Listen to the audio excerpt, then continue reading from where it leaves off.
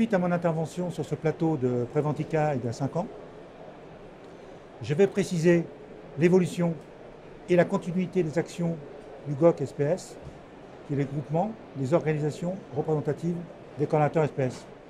Concernant les organisations membres du GOC-SPS, il y a l'adhésion de Syntec Ingénierie, qui regroupe les principales sociétés d'ingénierie françaises, qui intervient dans tous les domaines du bâtiment et des travaux publics, et dont des adhérents exercent des missions de coordonnateur SPS.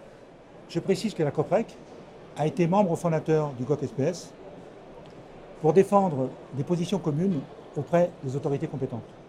Concernant l'évolution du projet de normes initié par le GOC-SPS, de très nombreux commentaires lors de l'enquête publique, qui a duré 1 an, témoignent de l'intérêt porté à ce projet.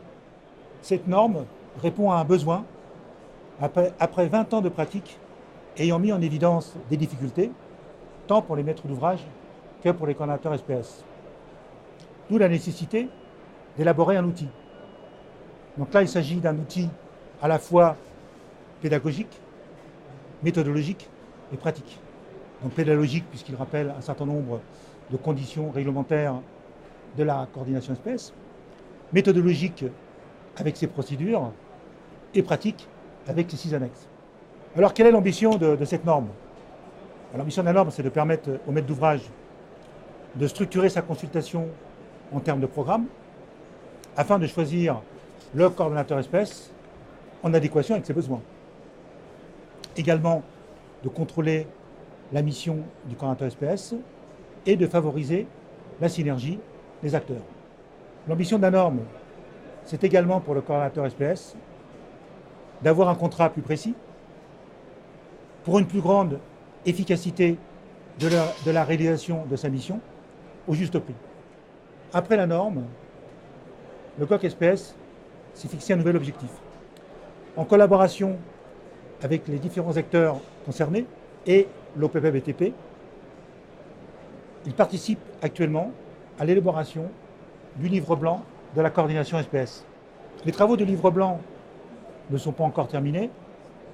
De plus, pour des raisons de cohérence de communication, sa promotion se fera de manière commune et harmonisée. Toutefois, je peux d'ores et déjà vous indiquer que les maîtres d'ouvrage, les maîtres d'œuvre, des coordonnateurs SPS et les entreprises ont été consultés sur la base d'un questionnaire que l'on a adressé, ce qui nous a permis de dresser un état des lieux objectif et sans concession de la mission, de son environnement et de ses acteurs.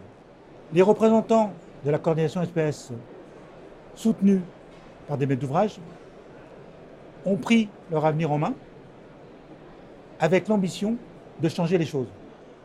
Le livre blanc présente ainsi les enjeux de la coordination SPS et des recommandations qui lui permettront d'y répondre. Chaque recommandation sera expérimentée par des coordonnateurs SPS et des maîtres d'ouvrage.